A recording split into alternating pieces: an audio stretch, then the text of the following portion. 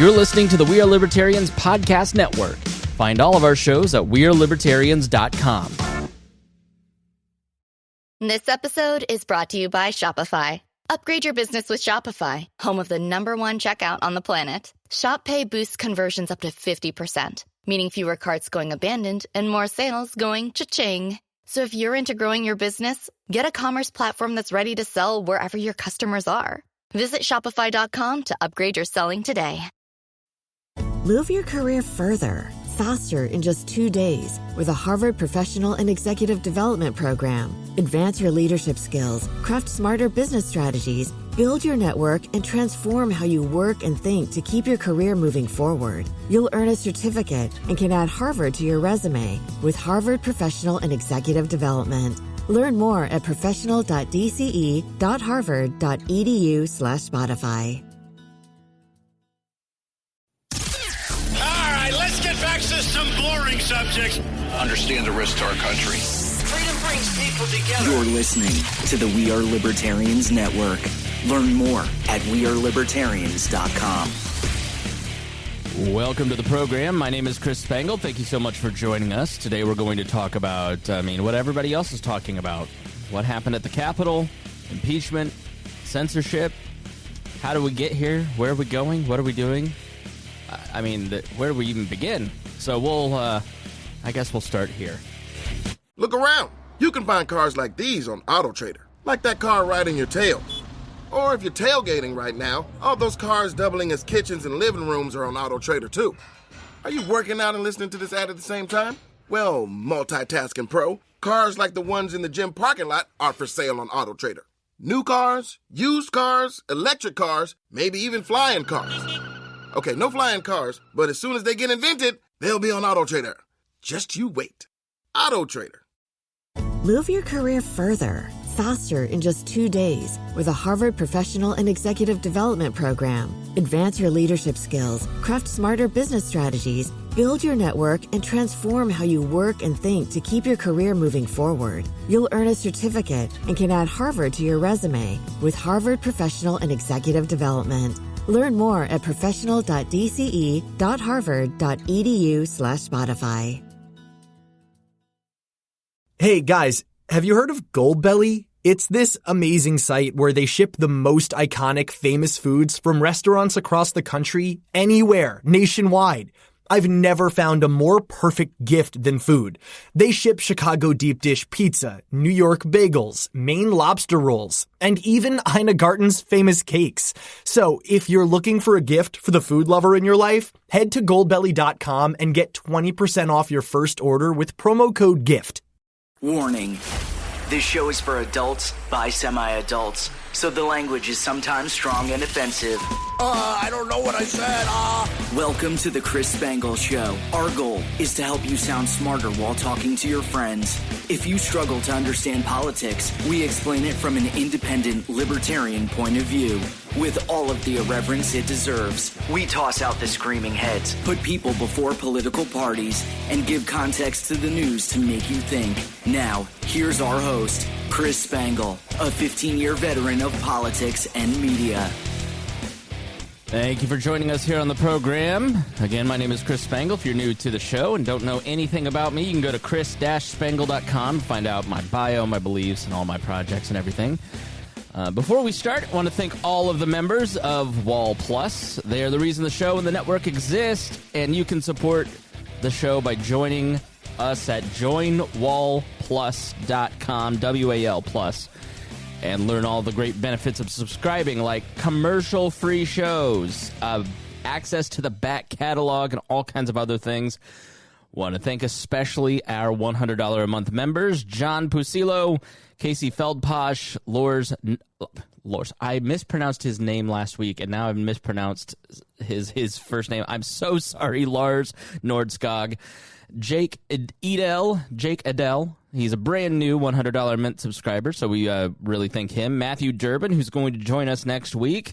Jeff Bennett, Reinhold, Christy Avery, and Jason Doolittle. Thank you to every Wall Plus subscriber for keeping the We Are Libertarians podcast network thriving. Needed now more than ever before. As always, my ride or dies on the Saturday show here is Harry Price. How are you? Well, you're going to have to unmute yourself, buddy. We're trying to professionalize, but we haven't professionalized. Well, yeah, but I've got a 3-year-old going through my hallway right now with her tablet being good. Toddlers don't seem to care about either your radio show or your backseat. They will just mess it up. Yeah, I put a sign up. I don't know why she's not reading it. But yeah, I'm going good. And also, Reinhold, how are you? I'm doing well. Having a little fun morning, but we're ready to get going.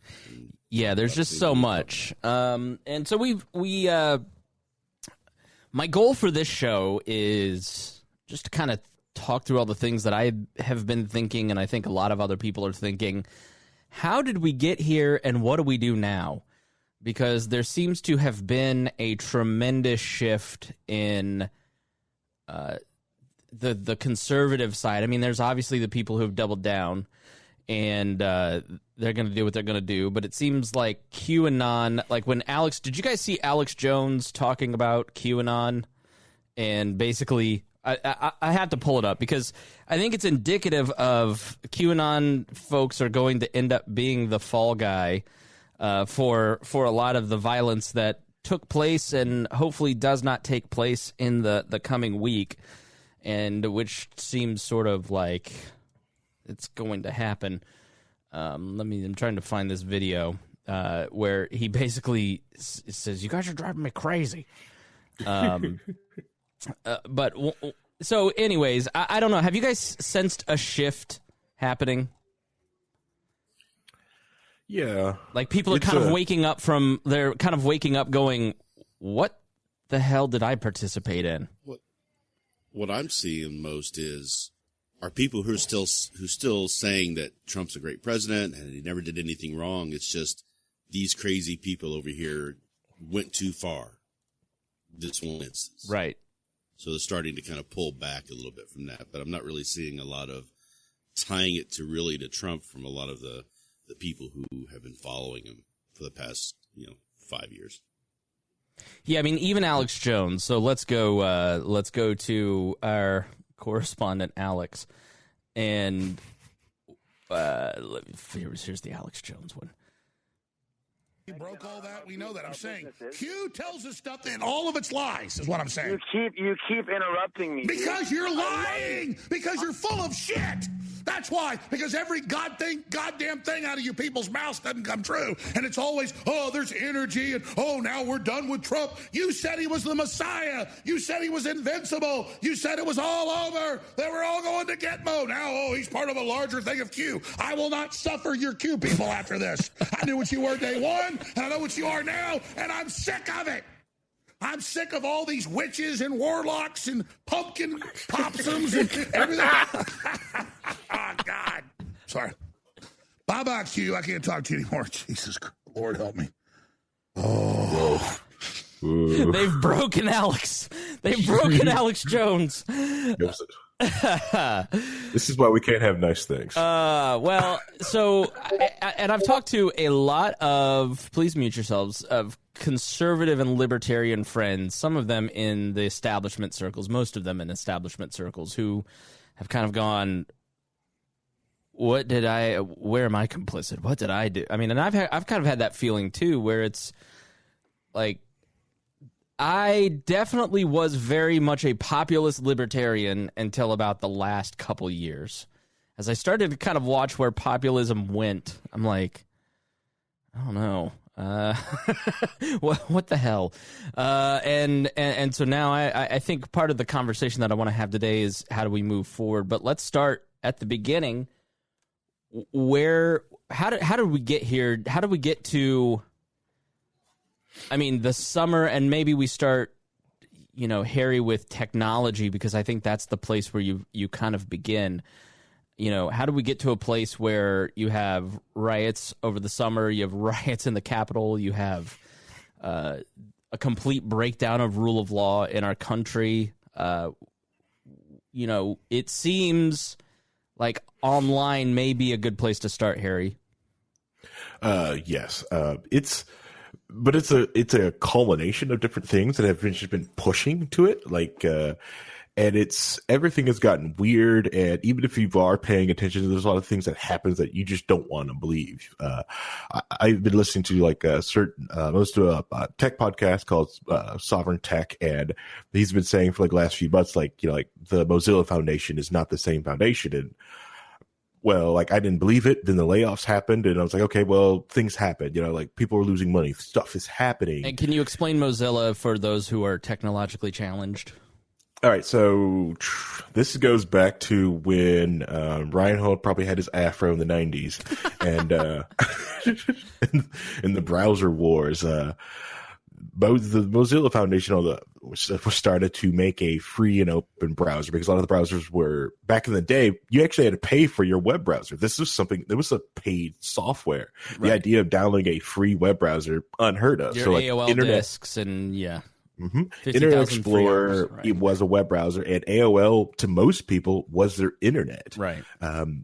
Which wasn't the internet, and so the Mozilla Foundation really got started with the idea of trying to download and make a free browser so people could view the internet free and open, and that apparently that culture there has got changed in 2020, and as they have started to. They posted a blog post this week talking about as a deplatforming isn't enough. We need to go more. We need to go more into it and go even further. And it is it broke my heart. What do they mean by that? One, finding out the intent of putting stuff in there so we can find the intent of ads. Who are buying these ads? Why are you being the target of certain ads? Which sounded all in good purpose, but it's just more of an idea to to feed more, just take more information, right? Grab more information from people and using the browser, and to basically, and then have the browser work as a censorship tool. We don't like this information, so we're going to get it removed so your browser can view it. Because if you don't think that's happening on the internet, just try a different search engine and search for the exact same thing. Yeah, you can even get different search results on Google just by switching the year out. Search insurrection and sedition and all that stuff, but rewind the time box back to 2008, 2009, 2012. Do something else. No, not the last week or two. Right. We got banned. So I posted this video, and I don't know if it's still on my Facebook, but I had a conversation with Dan Smots of the System is Down podcast. And he got completely wiped off of Facebook, and he was just kind of explaining why. And, that'll come out in the next week or so. But Dan does a show where he engages in conversation around conspiracy theories. And I don't mean that pejoratively, but he literally, that's what he says, right? Because he wants to have those uncomfortable conversations. I think people really enjoy hearing that conversation when it comes out. And, that's what I try to do. I'm trying to explain to people that a lot of what's going on, this is not... people who invade the Capitol or riot or loot, all of these people think that they're being rational actors, right? In general, I think there are a lot of people who just maybe are misguided by wild beliefs, but it's rational to them, so I try to understand it. And I posted this video of, frankly, it looks like an ISIS recruiting video once you watch it. And this was taken off of YouTube. And my goal in posting it was not to promote what was coming up on the 20th, but for people to understand what people on Parler were saying. So just, I don't know if there's lyrics or anything, so you may have to switch over to the YouTube version. But for our video audience, check this out. The time for excuses is over. Now is the time for strength. If you want peace, you must stand strong at all times. The time for empty talk is over. Now arrives the hour of action. Today, you end one chapter, but you are about to begin the greatest adventure of your life. January 20, will be remembered as the day the people became the rulers of this nation again. If the righteous men do not confront the wicked few, then evil will triumph. You came by the tens of millions to become part of a historic movement, the likes of which the world has never seen before. Now we are calling for a great reawakening. When decent people and nations become bystanders to history, the forces of destruction only gather power and strength. This American carnage stops right here and stops right now. Do not underestimate us and do not try us. This would be a fatal miscalculation. Is not which party controls our government, but whether our government is controlled by the people. There should be no fear. We are protected. We will be protected by God. I know that each of you will be a warrior for the truth, will be a warrior for our country and for your family. I know that each of you will do what is right, not what is the easy way. Our answer will be a rebirth of devotion to defeat the enemies of humanity. This is a very different administration than the United States has had in the past.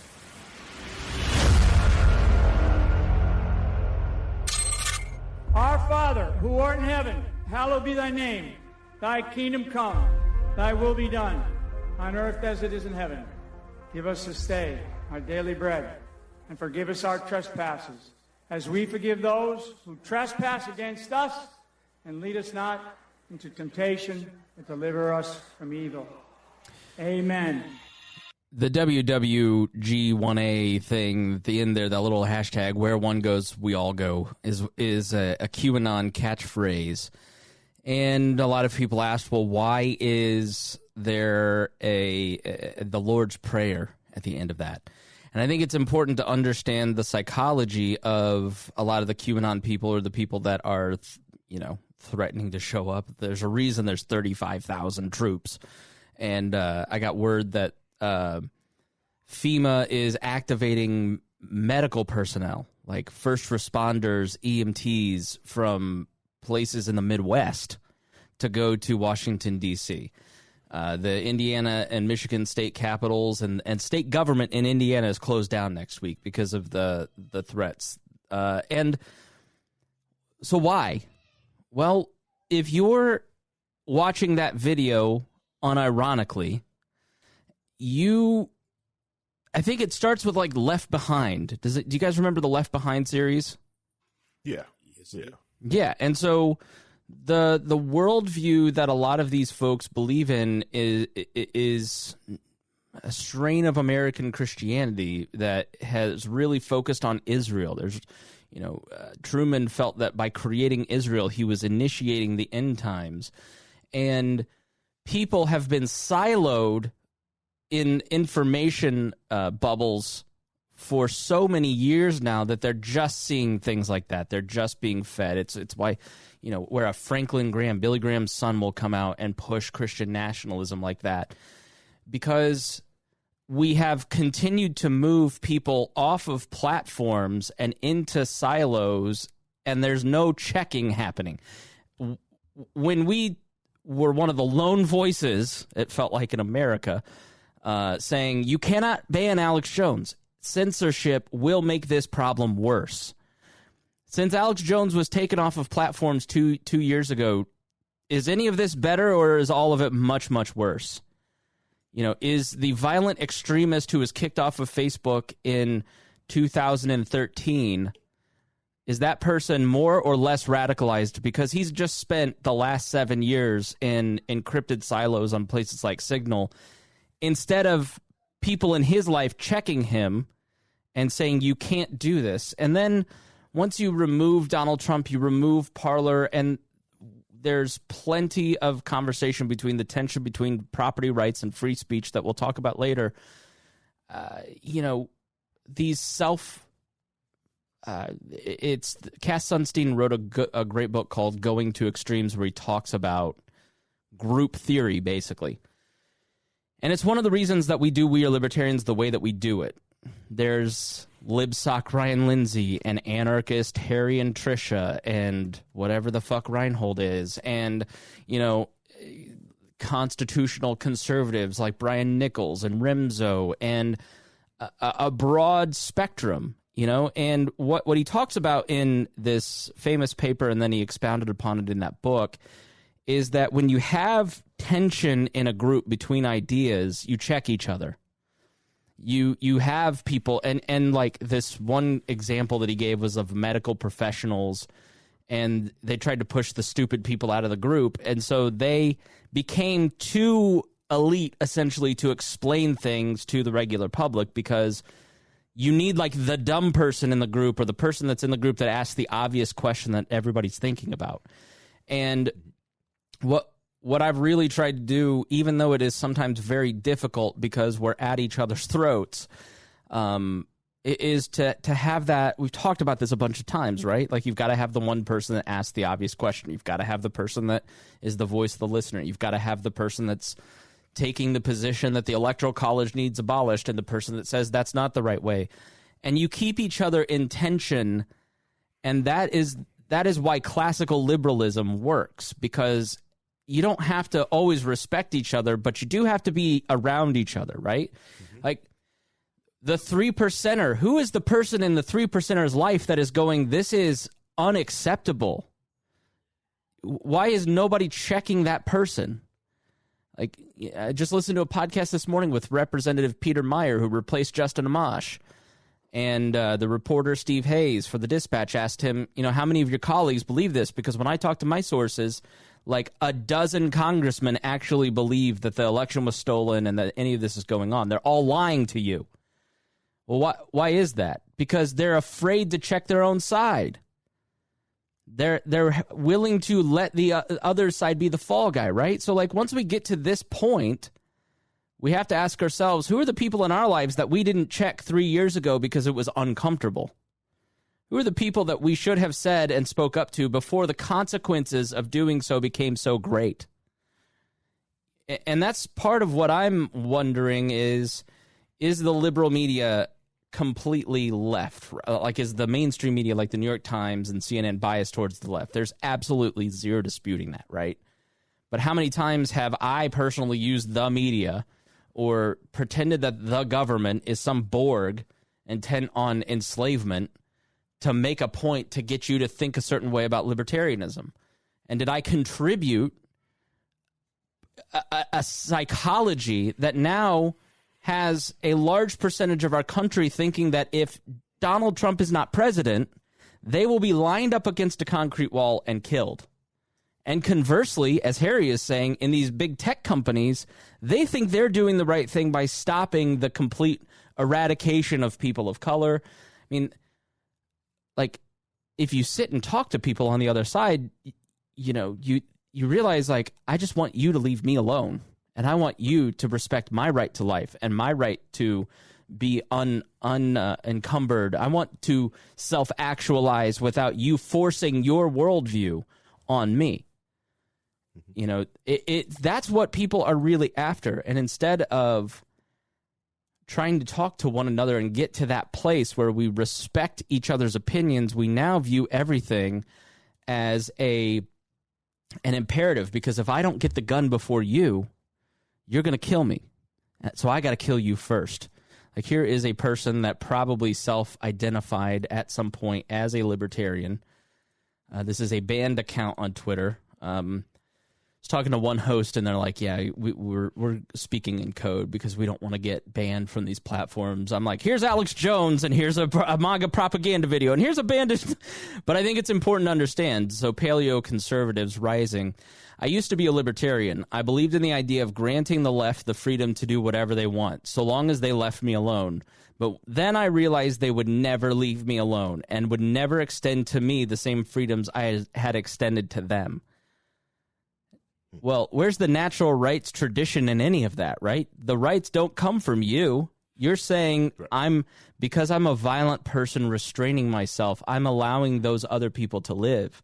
And if they don't allow me to live, I'm going to kill them. I mean, that's how I read the subtext in that, Dennis. Well, the one thing to think about on that, too, is what he's saying is being left alone, and they're not being left alone.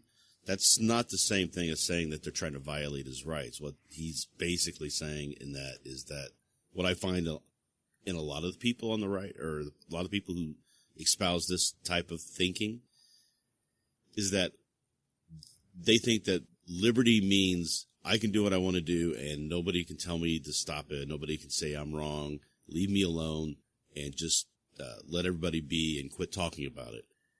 And that's not how society works. Society and culture are always interwoven between how we interact with each other and how we live with each other and how we, get through the day experiencing interactions. And a lot of people just want to be like isolationist and nobody talk to them, nobody come near them unless they want them to be. Quit telling me that I'm wrong about this. Quit telling me I'm wrong about that. That's what they're really upset about. Not, they conflate that with they're trying to take my rights away by telling me that I'm wrong. When in reality, all they're doing, is giving their opinion on your opinion. So I don't know. I think that's where I see a lot of thinking coming from that type of person and what they're really trying to say in that statement. Yeah. Harry?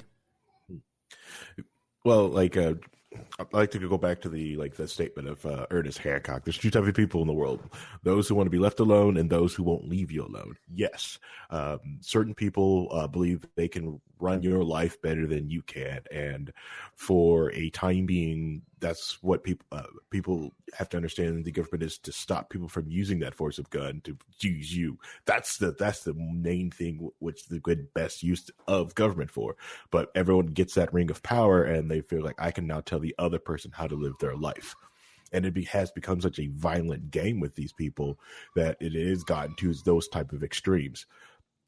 It is going back to also your silo comment. I think the way the social media has done to people, this great idea that was supposed to bring everyone's ideas and up to everyone, but then the algorithm started to push more and more people into different circles and feeding different things. Facebook is one of the most egregious ones that do that, because the way their algorithm was going after people, it made sure you only talk to people in your in group, and then they forced you into groups, so you would only communicate in your groups, and it forged those people that, and it helped that othering. Like, I'm going to help these people, but they won't. They over there, they won't do. They won't do this for me. The demonization. What I see so often on our circles is the demonization of the left, as if the left and people who are Democrats are, the Borg, and they're coming to eradicate you, and they have magical powers where they can switch servers. Like the QAnon effect is, has bled into traditional conservative media now. Where you've got Rush Limbaugh talking about the magical powers of the left and how they can do all these amazing things. I will say, someone asked, what is a 3%er? And Jackie responds, this 3% myth is born out of the claim that only 80,000 people served in the Continental Army and militia during the war. And the 3%ers are militia, a modern militia, essentially, a network of very well-armed people in tactical gear standing outside of your Capitol building in 3 days.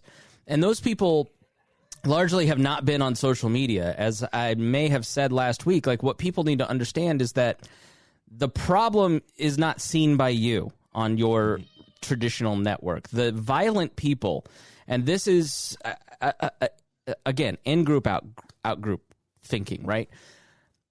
People will say the violence of the right is a problem, or the violence of the left is the problem. And what they're talking about is those 13 Antifa people throwing a brick into a property building, or the 3,000 people that stormed into the Capitol.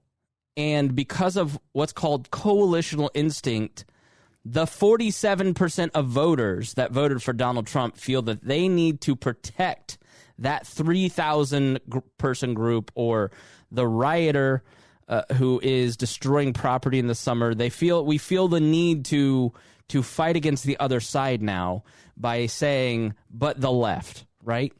That's completely lacking in courage. You're either for violence or you're not. Say it loud and proud. No qualifiers. No but the left. No but the media. You're for it or against it. Because when you go, I'm against it, but it's like Michael Malice always said, the lie in a statement that includes a political statement that includes but, the lie is before the but, right? So don't give me but the left or but the media. I want to know where you stand. Because once you start telling people where you stand, they start going, oh, this behavior is not okay. And what you have to understand about the government is that it is full of pussies. I've said it so many times. The government, like the left myth, is that the government is not some amorphous Borg who is coming to eradicate you. You know, we've talked so many times about the security state, and the security state is too large and needs to be completely dismantled. I agree with Edward Snowden. I supported Edward Snowden completely. They are begging us to turn in neighbors for people who invaded the Capitol. The Capitol. So how big is this giant machine that is coming to kill you when they didn't have apparently the warnings that the Capitol was about to be invaded, and they don't know who did it, and they have the only way they can find out is that they're begging people on television to turn in their neighbors and asking for help. That sounds like regular normal police work from 1973 to me. And so I think we have to look at some of these events and check reality with our rhetoric, because the rhetoric has become completely detached from reality. And so is the government an enormous oppressor of liberties in this country? Absolutely. Is it an all-powerful Borg that needs to be eradicated? Well, what does that mean? That means that you're willing to take the rights to life of thousands of people? And who's going to commit that violence? Are you the one showing up with the noose, or are you going to outsource that violence to someone else? And have you not adopted the Marxist ideology of oppressor versus oppressed? And I need to oppress them before they oppress me, and so therefore we need to eradicate them. There are many libertarians who are making very Marxist arguments and supporting outsourcing violence and becoming the thing that we stand against. So where are the principles at? Where do we stand? We stand against violence. The non-aggression principle is not pacifism. When somebody violates your rights, you fight back, right? But do you really want to live in a world where you're watching Mike Pence and Nancy Pelosi hung on national television, and then the counter reaction is destroying encryption and further violence and tit for tat and tit for tat? You know, when Rittenhouse said it's not that people didn't have the right to defend the property that Rittenhouse was standing in front of, but is that the world that you want to live in? Because it's only going to get worse. And it's not going to stop from here unless everybody on each side chooses to de-escalate and stop dehumanizing. And that's the choice that you have to make. I mean, you know, the FBI has, Harry, been out for encryption for 10 years. We talked about this show for years, how they want to destroy encryption. We cannot give them a reason to do it because violence takes away rights, and we have a choice. Like, when the government takes away encryption, it will be completely wrong. It will be completely immoral. It will be completely destructive. It will be counter to liberty.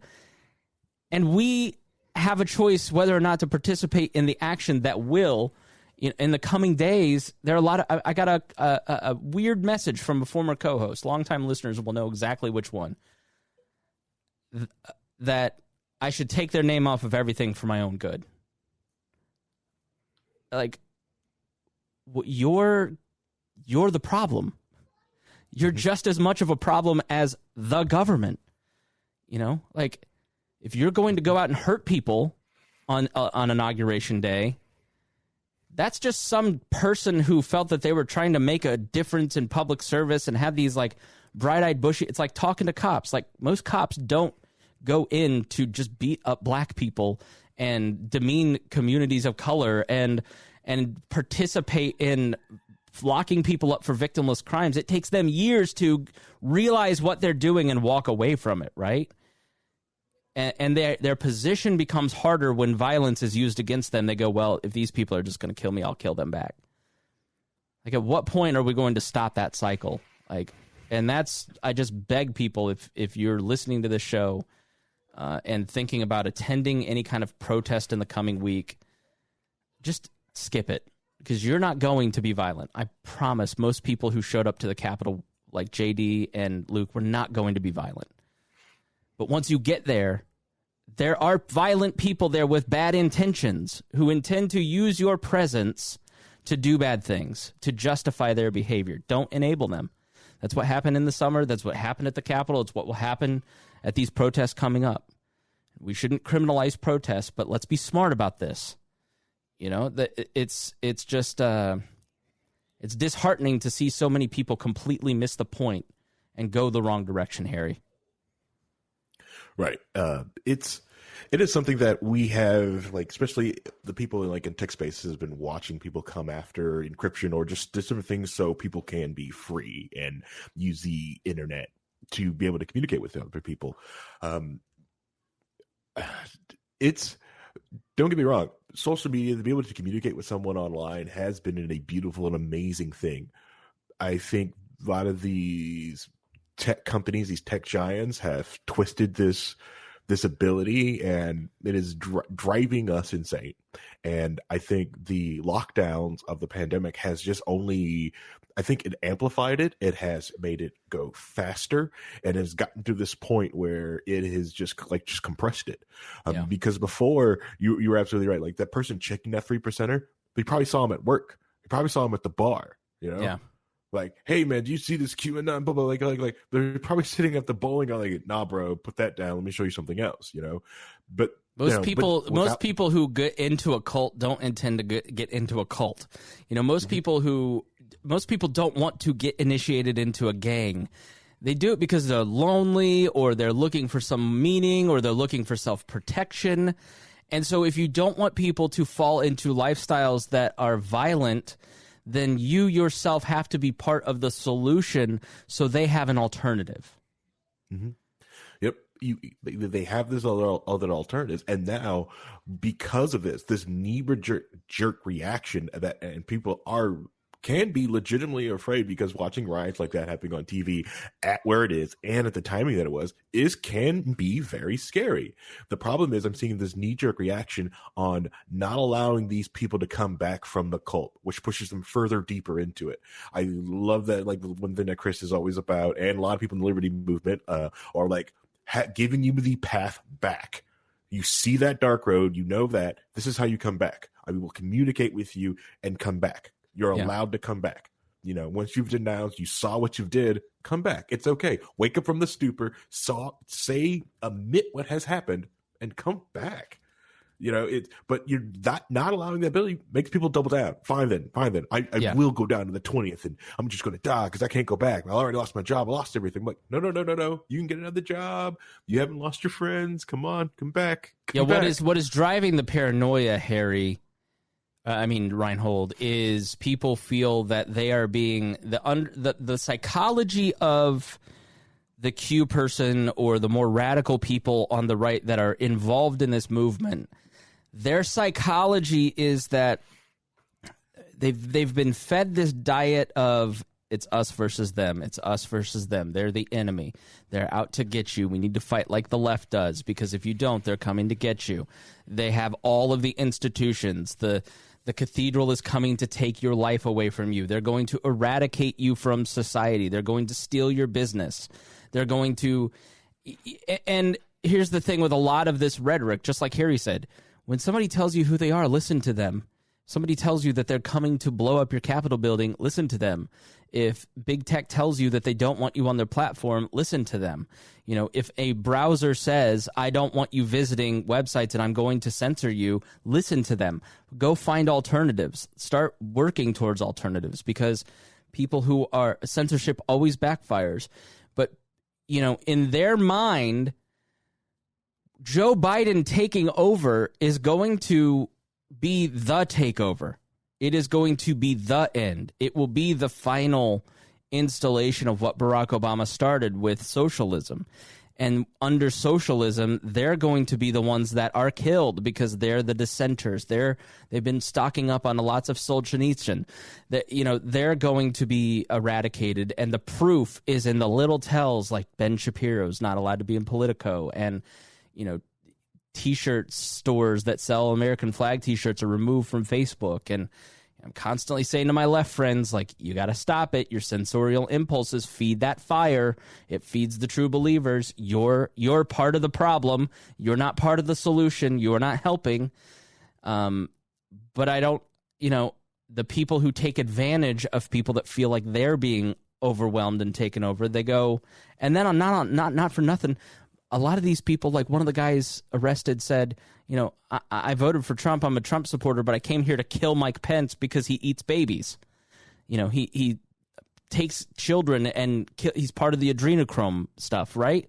Like, they've dehumanized politicians to the point that they literally think that they're eating children en masse, right? So in the religious zealots' mind, how are they not meting out justice by going and killing someone who has significant authority and, by the way, harms kids, right? Like, that, I don't know how we get those people back, but I know that treating them like crap and like they're stupid is not going to really work, and feeding into the fear isn't going to work. I mean, how do we reach those people here, Reinhold? Well, see, the problem is that they've been propagandized to so much through the elements of fear and hate that those emotions are much more powerful and easier to tap into than logic and reason, right? And rationality. That's how propagandists work, because they know which emotions and how to get to you, and they will push those buttons that everybody has. So people have to learn to build defenses up against it, and a lot of these people don't have that. How do we reach back out to them and get them to come back to the sane world, as it were? It's hard to say. I mean, I think we really need to have some sort of shared agreement of knowledge and what is reality and what is truth and what is fiction. And what I've been seeing is such an attack on those institutions that actually do provide that knowledge. They may be left-leaning and they may be right-leaning, but at least they're trying. They're somewhere in the center, and they're trying to put out what they feel is the truth. And we all can kind of check each other and agree upon it. But as soon as you take that away and you say, I don't trust that at all, then you can build up your own silos of truth, which are different realities. And then you can control what people think. Right. You can control what people think by, you know, telling them that the fake news is not to be listened to. Listen to me. I'm the one with the truth. And then people start creating these in-groups where they believe that they are the ones who are the real knowledgeable ones, the red-pilled. We have the internal knowledge, and you must agree with us in order to get a hold of that knowledge. And if not, you're just dumb listening to the liars, and they're trying to manipulate you, and they're trying to turn you to Marxism. And I just see it all the time, and I don't know how you stop it other than just continually having the conversation. And I don't understand how Q is still a thing. For years, he has said so many things that have turned out to be completely false, and people still believe him. There's a great podcast. I think it's called Q Anonymous that people should check out. That's got it's a podcast that kind of documents all this stuff. If you want to understand, then that is a great place to start. I mean, the guy who leads talking Q, about things that the guy who runs Q, isn't he the? His name is it Jim Watkins? Is this the guy? Yeah, this is the guy. So let me show you. Stop screen. So this is QAnon here. Jim Watkins, and Jim Watkins is an American businessman. He ran 8chan, 8con. He is one of the people behind the conspiracy theory. Here's our man here, Jim Watkins. You know, there's I think he lives in the Philippines, former Army vet. You know, you can go check out. He lives in the Philippines, stayed there. There's another guy who I think is in Japan that's a former screenwriter. Like, people have dug so deep into the QAnon stuff that they know who it is, right? There are people who have a vested interest in kind of exploiting that, and like someone like the Epoch Times is one of those people. Well, why? So a cult runs the Epoch Times, the Falun Gong cult. And on the surface, it seems harmless. They're anti-communist China. They're anti-CCP, which we are too. So we're like, of course, great. The CCP is bad. Why would we want to support? The enemy of our enemy is our friend, right? Well, so it was founded in 1992, Falun Gong, and it has a New Age belief system. And it combines meditation and Qigong exercises with a moral philosophy. And the practice of Falun Gong emphasizes morality and the cultivation of virtue. And it's basically a Buddhist cult. And this guy, Li Hongzai, moved to New York, built this 400-acre compound up in New York. He was born in China. He became a permanent resident in 1998. Now, we don't know much about him. All that we know about, like, the leader of the Falun Gong cult is that he is basically either hagiography, which is praise from cult members, or from the Chinese government, and neither seem to be good sources. So he's either a virtuous man from a long line of holy men, or he's just a complete phony. Now, I read a book called The Cults and Our Myths, and there are families of the adherents to Falun Gong that they're encouraged to basically disconnect from their family. It's a lot of traditional cult tactics. You know, when families do speak to their loved ones, they're met with strings of sayings by Li. Li has declared himself to be above normal mortals, an enlightened being who has assumed human form to walk the earth and offer salvation or consummation to his disciples. Leaders in the group that Master Li is omnipotent, omniscient, and omnipresent. He can see the future and heal the sick. He can fly on and off Earth, and he has supernatural qualities. And as evidenced by the Epoch Times and their reporting on vaccines, they have beliefs similar to what this cult believes. The anti-vax movement and the Epoch Times and Falun Gong have a lot in common. The Cults in Our Midst book says, one particular worry some relatives have is that their kin may have terminated needed medical treatment for serious disorders because Falun Gong strongly discourages going to a doctor. Followers believe that the practice and the belief can prevent illness by helping them reach higher levels. You know, Li, the leader of the Falun Gong cult, who runs the Epoch Times, said the moon is hollow and was created by prehistoric humans. There is a large-scale nuclear reactor built on Earth 2 billion years ago, which operated for 500,000 years. The pyramids were not built by the Egyptians. There are people who live in the sea and look like us, but with gills. Some of us will be able to go to a higher plane, but many won't. Those who are left behind will become more and more corrupt, and there's no way out for them but to be annihilated lest they pollute the Earth. Aliens have come from other planets to invade the human mind and corrupt mankind. Now, the author of this book continues, personally, I have no doubt that Falun Gong has many of the characteristics of a true cult, including utter obedience to a charismatic leader through coercive thought control, financial exploitation of its followers, a doomsday prediction that promises salvation only through total obedience and subservience to the cult leader, and zero tolerance for dissent, and a very strict organization from which it is difficult to escape. So that brings us to the Epoch Times. What is that? It was launched in 2000 in a basement by a Georgia graduate student named John Tang and other members of the cult because they wanted to shed light on the repression of their beliefs by the Communist Party of China. And it's banned in China. It's expanded to multiple countries. I ran across it in the COVID area with their daily news program, and I mentioned it several times. China Daily, there's lots of good little nuggets about what's happening in China, and they were really good in like reporting of like, here's the video. Now I look back and I go, how much of that was true or not true, right? Like, because I didn't really know the belief system of these folks. Now, until 2016, Falun Gong and the Epoch Times avoided American politics. They just really talked about all this stuff.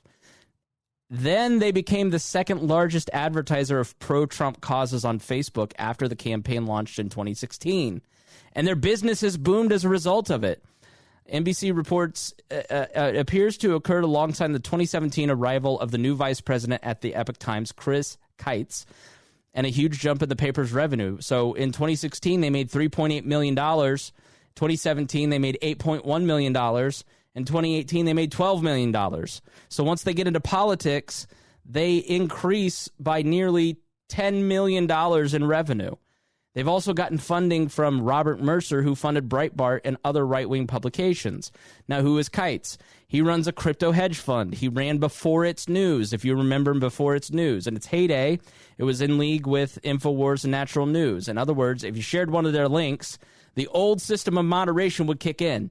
Your friends would go, hey, you're being crazy. You should delete this post before everybody thinks you're a nut. You know, that was a much more effective system of censorship with social pressure and self-policing than whatever Facebook and Twitter are trying to do now.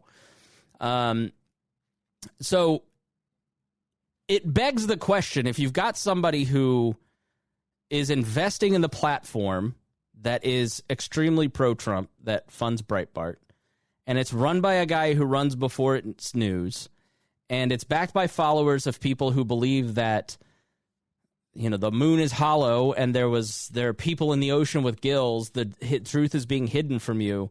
Why is the Epoch Times a better source of news than the Washington Post? They have a financial interest in making sure that Trump is reelected and that he is in power because they've made a tremendous amount of money thanks to Donald Trump. They make a lot of money advertising to people who are sympathetic to their cause, who think that hospitals are going to kill you and your family and they're going to kill children with vaccines. You know, this year, I think more than any other, has kind of shown the peril and promise of media and alternative media. And I will allow some time for Dennis to rant about Glenn Greenwald, but you know, why should we trust Alex Jones, who admits on air all the time when I listen to him that he has a drinking problem, or the Epoch Times that has these wacky beliefs? Why are they a better source of information about what happened at the Capitol or of medical issues than the New York Times quoting experts? Right? Like, why do we not apply the same skeptical eye to these independent media figures that we do to the mainstream media? The media that we pay attention, like the idea that the cathedral and that mainstream media is all controlling, is belied by the fact that half the country didn't think and still probably doesn't think the coronavirus is real. Right? Like, it's not 2002 anymore where you had off in the darkness Noam Chomsky writing books about like media control or manufacturing consent, where you had to try really hard to find alternative information about yellow cake and Iraq. You know, alternative information is everywhere and it's never been easier to find. And that is great. That's how it should be. But like, we as consumers need to be aware of what we're consuming and how that works and who's behind it and what is the goal of the person that is giving us this piece of information. I have a bias. I have a very clear bias. You understand exactly where I stand. I try to be polite about it, but you know where I stand. You know what I believe, right? Like, people who listen to this show understand. Like, the reviews, go check out our Facebook or our Apple reviews sometimes. It's very obvious who listens to this show and understands exactly what I think and what Reinhold and Harry think. versus the people who don't listen to this show, don't know anything about me, and just go off of what they've been told to think about this show, right? It's very obvious who listens and who doesn't, because the people who are critical of this show have a vested interest in you not listening to me. Why? Because I'll ruin it for their grift. I'll ruin it for them. You might start to think for yourself, and you can't have that. We need to control you by telling you who is appropriate information to listen to or not. You know, and so there's a couple.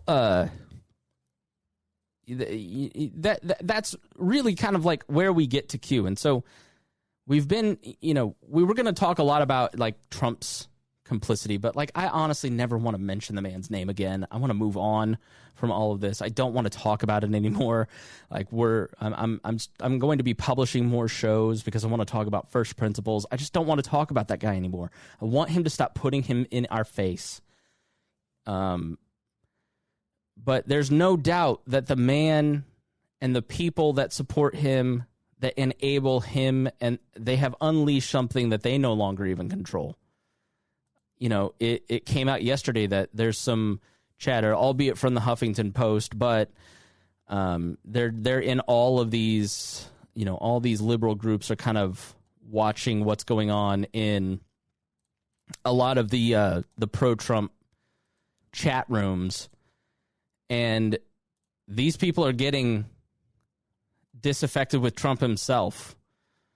You know, they're saying things like, Trump isn't our guy. Trump is nothing without his supporters. Seriously hoping they'll lock him up. Trump betrayed his base. He's trying to save his own ass. A fucking sellout. My faith in Trump ended today. You know, we tweeted out that link. You can go check that out on the We Are Libertarians Twitter feed. The religious zealots, and I'm not talking about the 47% of people that voted for Trump or the 50% of this country that tends to lean right, or the people that are in establishment Republican circles, or even just your random libertarian dude who kind of likes conspiracy theories. I don't think you're one of these Q people. I don't think you're an armed militiaman ready to invade a state capitol. I'm not talking about you. Most people are not talking about you. You know, when people are talking about white supremacists, they're not talking about you. And this is a distinction that you need to understand. They're talking about the white supremacists that were actually there, standing around in T-shirts like this. Like, this guy's T-shirt says, Camp Auschwitz, work brings freedom. He's standing outside of the Capitol, surrounded by MAGA people. How many people walked by this guy and didn't blink an eye or check him, or the ire that people have for the group that isn't participating in the really bad stuff? You get it because you don't check that guy and you don't say to that guy, you're not part of our team. It's the enablement. It's the left stuff. It's the same impulse that the right was great about checking Joe Biden on this summer. Where are you at? Where do you stand? Where's your statement? Atlanta Mayor Alicia Bottoms, where are you at? Where are you at? We want to know where you stand.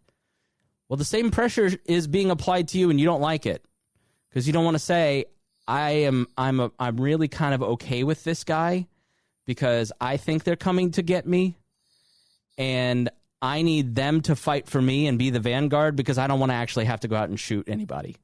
So I'm a little okay with their violence. Don't you get it that that's just a joke? Why can't people just have jokes these days? Right? Right. That's what you hear all the time is like, well, he's just being funny. It's just a joke. He doesn't really mean it. Right. By the way, the back of that shirt said staff on it, but that was the other part of the right. It's probably just a joke, but would regular people like? No, but that's the thing. I get that I constantly all the time where there was somebody I called out because they had, they were a member of a certain caucus. And they had a picture on their profile that had a Pinochet joke, you know? Right. So he's dropping somebody from a helicopter. I'm like, and I'm getting yelled at because I'm calling it out because they're saying, he's just making a joke. Why are you taking it so seriously? You're the problem.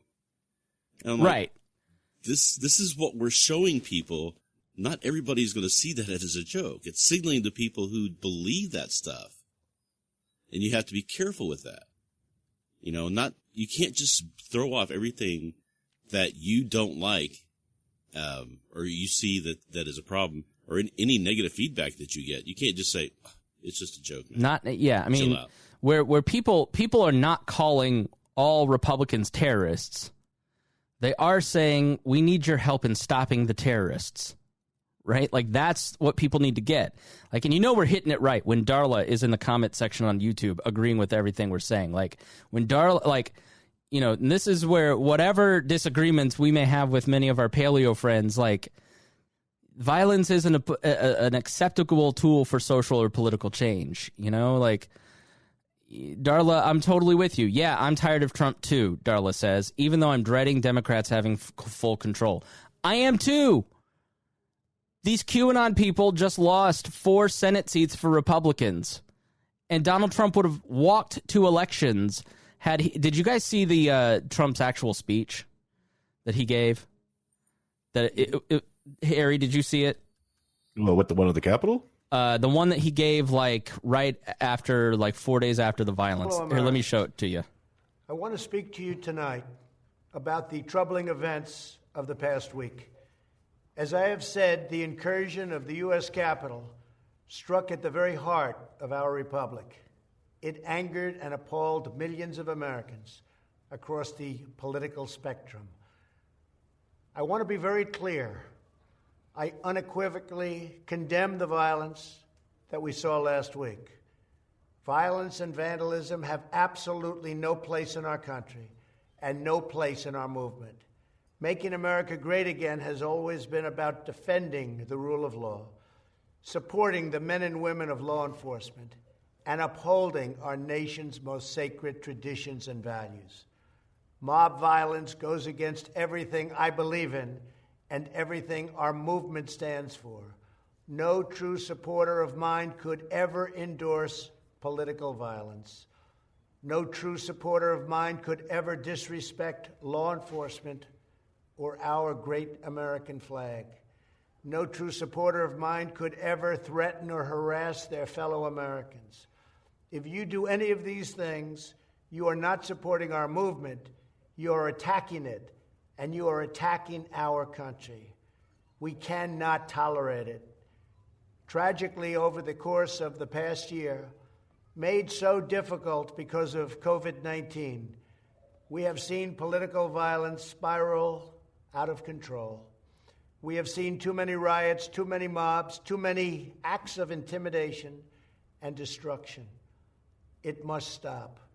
Whether you are on the right or on the left, a Democrat or a Republican, there is never a justification for violence. No excuses, no exceptions. America is a nation of laws. Those who engaged in the attacks last week will be brought to justice. Now I am asking everyone who has ever believed in our agenda to be thinking of ways to ease tensions, calm tempers, and help to promote peace in our country.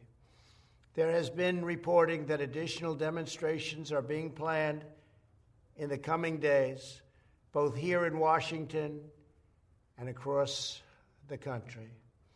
I have been briefed by the U.S. Secret Service on the potential threats. Every American deserves to have their voice heard in a respectful and peaceful way. That is your First Amendment right. But I cannot emphasize that there must be no violence, no law-breaking, and no vandalism of any kind. Everyone must follow our laws and obey the instructions of law enforcement. I have directed federal agencies to use all necessary resources to maintain order.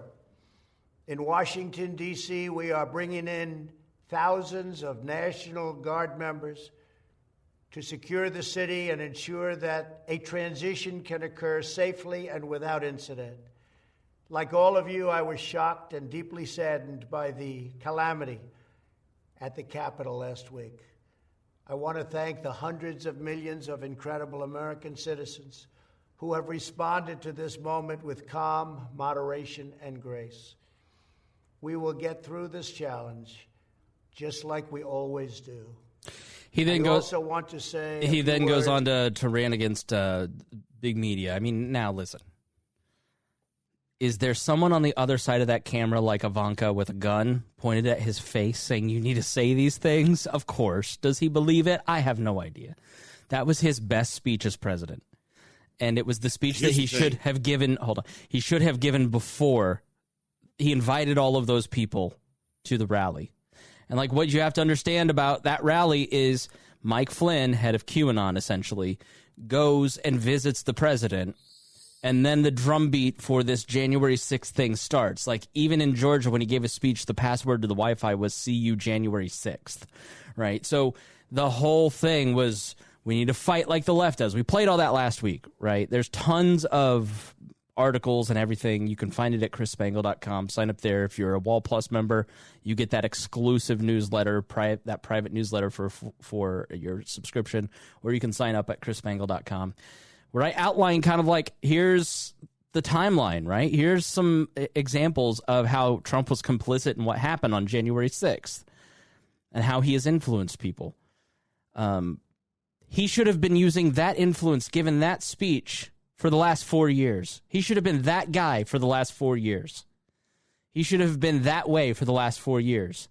And Donald Trump would be reelected with a landslide victory, because the economy is so good and people love money more than they love anything else in the world. And there would be 4 senators. And so when Joe Biden starts doing all of this insane crap, like suggesting canceling student loans and transferring the middle class wealth as paid for by people who make $18,000 a year, and $2 trillion stimulus bills, and the Republicans start wailing about it, I go, you're partly complicit.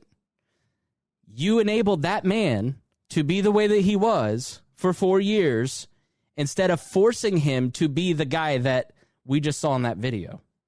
And that's what I've been saying. It's not Trump derangement syndrome. It's being pissed off, knowing the consequences of the crazy.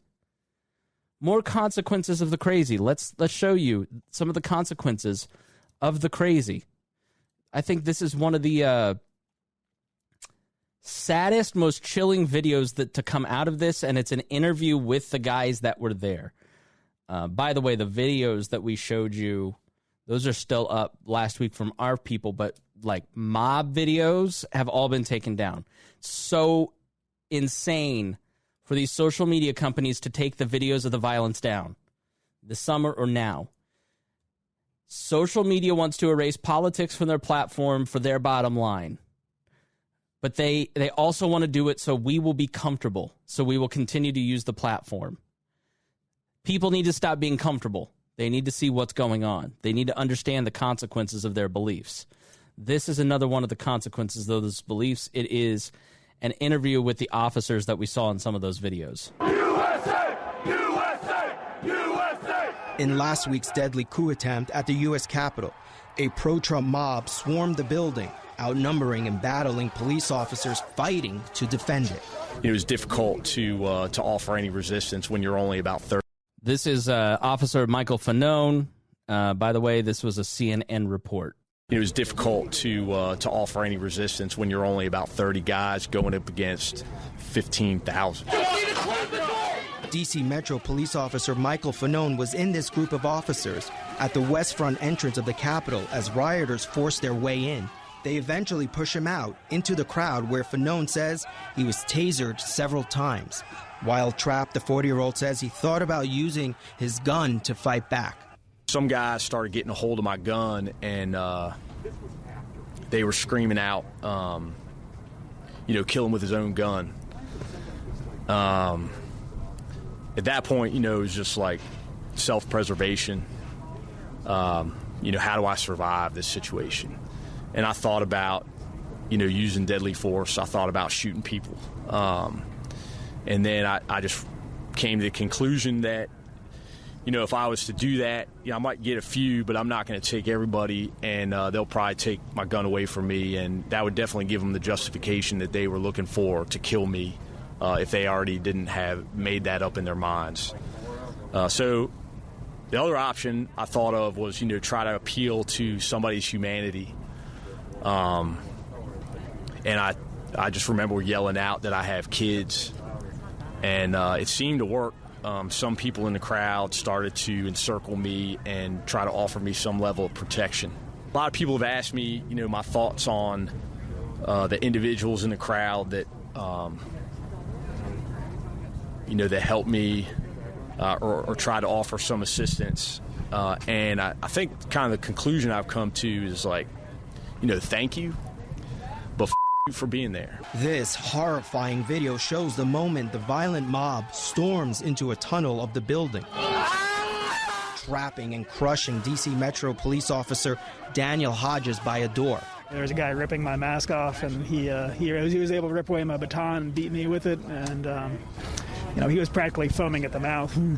So just these people were true believers in the worst way. When things were looking dire, obviously I was calling out for all I was worth, and an officer behind me was able to give me enough room to pull me out of there, and they brought me to the rear, so I was able to extricate myself. Hodges miraculously leaving the attack without any major injuries, saying he was shocked. Some rioters thought authorities would be on their side.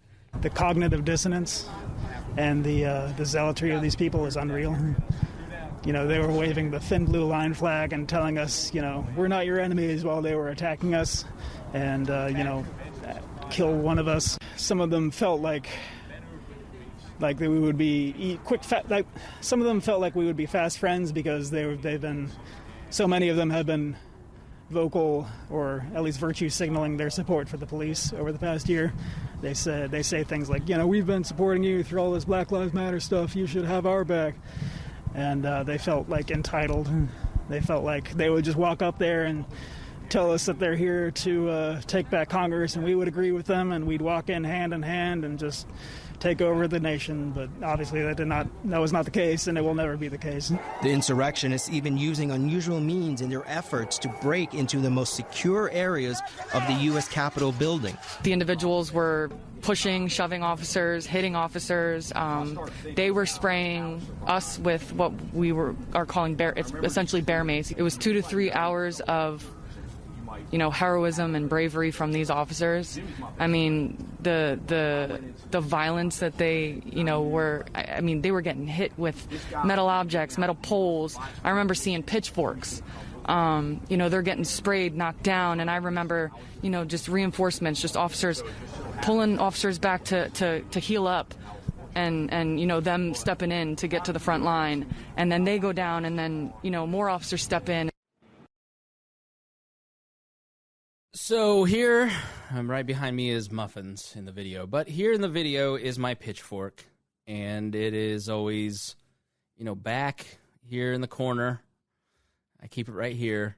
I bought this pitchfork at an antique mall, Gillies in Plainfield, to take to the We Surround Them Glenn Beck event in 2011? 2009? I looked like an absolute nut job walking in with this. The organizers were like, "What are you doing?"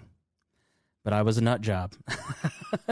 And, I never thought that people would actually, take a pitchfork and, try to stab somebody in the eye with it. But, Harry, over the years, you've done the second most amount of podcasts on this show than Greg has.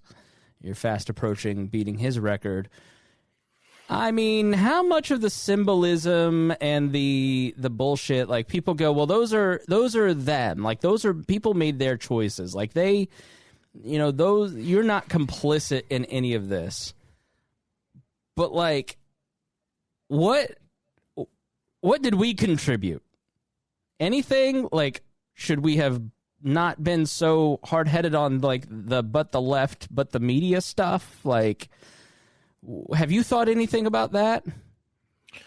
The one thing I've always thought about is one, I think your nut job with or without that and the pitchfork. But yeah, I think one thing we did do was talk about just what not to bring to a rally, the goofy sign, point these people out, because if you have a Liberty event, they're going to find the worst person with the worst sign. You see that every time the LP does something. It's, all right, we're going to find the goofy guy with the goofy, that looks goofy with the goofy sign. We're going to find the guy with the stars and bar banner right there. Like they just came out of, you pulled it off the top of his General Lee at home. And we're going to make sure this guy's all front and center. I think we all understand that type of symbolism that is bad for optics. I think the one term that a lot of the shows I've been watching too always talks about we're possibly entering like this goofy 5th generational warfare when it comes to politics in this country. So like a lot of that stuff does matter, and it does, because you can get people to completely turn away from your cause because you showed up looking like a crazy person with that. And good for those people at that protest and rally that just showed up with a freaking pitchfork and said, hey, that's a bad look, because it is. And it is technically, you are bringing what could be used later on as a weapon to a protest. And just like the tactics that the left would use, which is they would bring what they would show as a sign, but underneath that sign is a 2x4, and it later is a weapon, which doesn't get called out enough.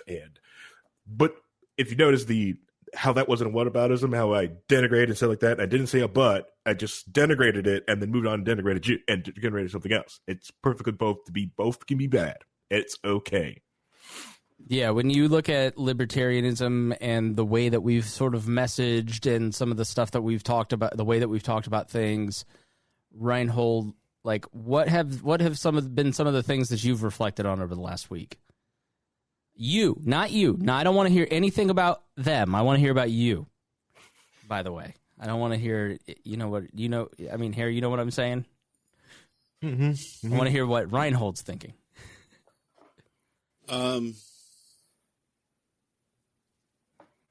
I guess, I mean, it's been brought up that I never defended the riots of the summer, right? Any violence, I was always against any violence, but what I always tried to do was to kind of explain to people what those people who acted in that violence, what they were thinking, right? To try to can you understand what these people are going through? I don't agree with what they're doing, but understand what they're going through. And I kind of think we have to do that with these people too. But also, I wonder if in doing that, I start to give, cover for that action, right? And I never want to do that. So I think maybe I haven't been as vocal about the violent, not supporting the violent actions as I should be. Right. I mean, that's sort of the third rail here, like in trying to explain the BLM stuff. I mean, there's one episode that I did where it was just me. If you want to go back and listen, where I tried to take video from all these different places and explain, like, here's this group and this group and this group, and that clearly to people in the movement who disagree with me came across as, well, he supports this, he supports them. Like, it's the amount of people who've said to me, like, you supported the violence in the summer. I'm like, you didn't listen to a word I said. You didn't try to understand me. You're just trying to do some cheap political points bullshit, And then all the people that we have gained over the years who are kind of like, I'm right leaning, but I'm anti-Trump. Or I get a lot of liberals who listen to us now who are kind of like, right on. I'm interested in hearing what you have to say. Like, those people are now going, why are you defending the rioters who stormed the Capitol? It's like, no, I want, like, it's sort of, it's hard to have any nuance these days. I just think where I've come to, and maybe we can talk about how we move forward and what language do we use? What do we talk about? Where I've sort of come in plotting out the next couple months of the show, and what I think my audience needs to hear and understand is first principles, first of all. Not just first principles like the non-aggression principle show or the rule of law show that we're going to do in the coming weeks, but an episode on mercy and grace and the the Dignity Revolution. There's a great book called The Dignity Revolution. I'm going to interview the host of that show. And how do we relate to each other? Because anti-government libertarianism is sort of what I've always pushed. And that has gotten to a place where I see people that I would be right there with them if it hadn't been kind of like for a few other people pushing on me this past year.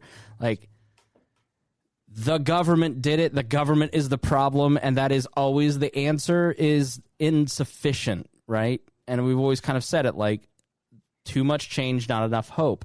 The hope side's really hard. Policy's really hard, Harry. But, like, moving forward, we've got to dig into first principles, talk about how we relate to each other.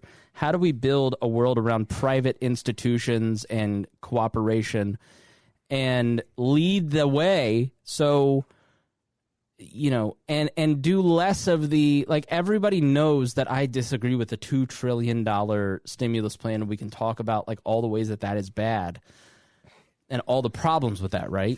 And we need to talk about the consequences. We will do a show on it. But that doesn't seem to be working, right? It's not stopping them. It's not, and it's not like, and all it's doing is leading to a place where people now look at it and go, well, I believe in the non-aggression principle, which is that you don't initiate violence to achieve social or political goals. People now look at those police officers and they go, well, they're aggressors, and so whatever I do to them is okay. Like that, the anti-government populist libertarian stuff that I've talked so long about and relied on as a crutch has led to people thinking that people who work in the government are not human beings deserving of rights. Right. Well, that's fucked up, Harry. Yeah, and it's completely effed up. Because to us, like, do you have, how can I put it? Like, the thing what I disliked about the whole, like, incident is, like, let's say that you actually, like, I think it would have been huge for Trump if he would just, like, took the defeat and then decided to basically cultivate ways to come back and counteract, you know, and going back into states' rights and using the 10th Amendment. But hey, that's a huge, like, pile of, like, hoping someone would be a bigger man and actually could read something. But I think in, like, what these lockdowns just showed a lot of people is does rely on your community and the people that are around you. You have a local sheriff or local police department that won't enforce the local edicts, so you can open up your business and get around with common sense steps to keep everybody safe. Your businesses would still be open, or you could just open it. It's one of those things that you could do peacefully to rebel against the system, which is more effective than anything you could do violently. I think, Chris, you have on countless occasions of trying to remind people on how the civil rights movement in the 60s really got off the ground, really kicked it off, because it was showing black people and people marching for the civil rights era getting attacked by fire hoses and dogs and not fighting back. That was huge of getting other people to go, okay, something is wrong here. But if they would have showed up with guns and fought back and had a quote unquote black war and had a fight with that, no, none of that probably wouldn't have happened. Yeah, and this shows it's so counteractive, and it's showing how, like, why that would have been a wrong step. Violence of any kind it makes people recalcitrant. They just dig into their positions and they don't move. Yep. Yeah, I mean, I like the media stuff but the left stuff. You know, like that's like when I look at the censorship, like there's very real problems with this. But, like, I'm going to talk about it in a way that is honest instead of what tickles people's ears, which is they're coming to get you. They're trying to ban you from the earth.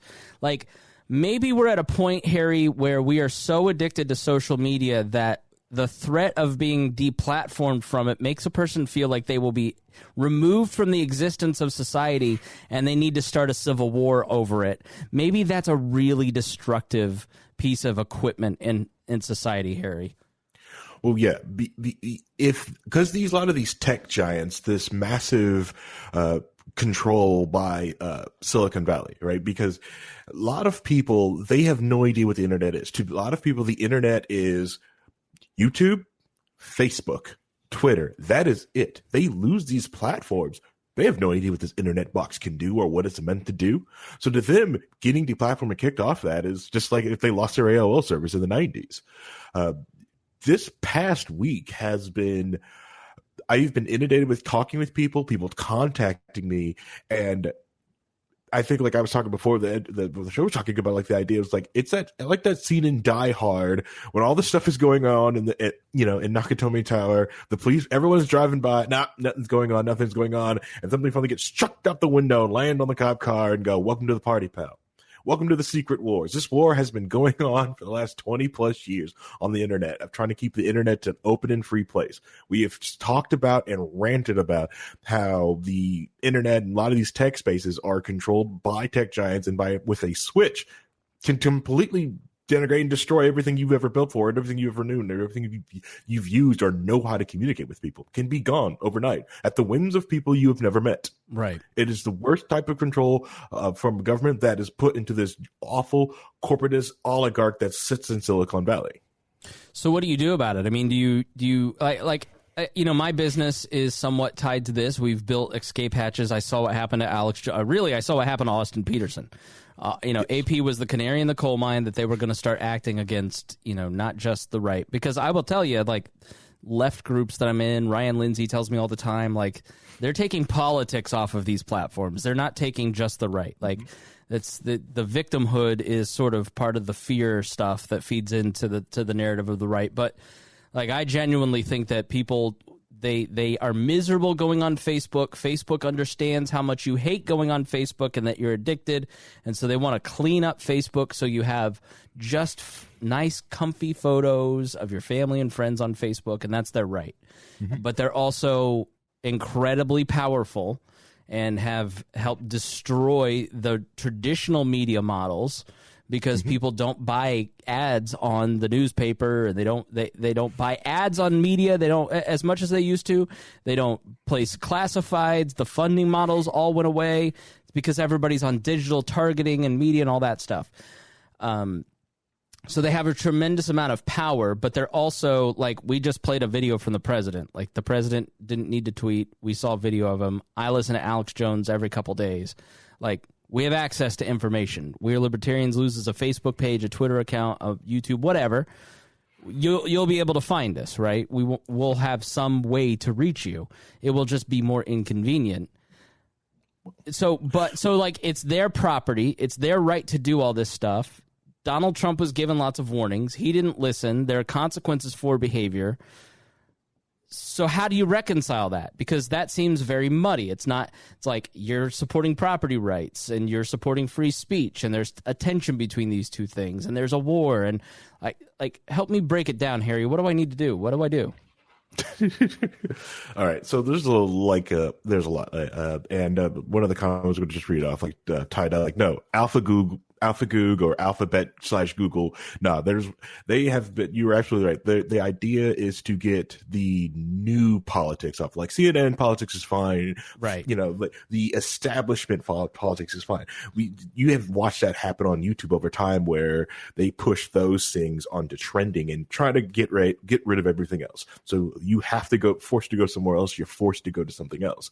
And the other thing is, they're noticing that you're right.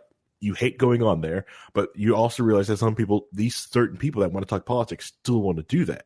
So some of them are abhorrent a-holes that are just not, like, I don't want to be around on my blog. I literally just in the process, we just blocked somebody from the Facebook page in the comment section.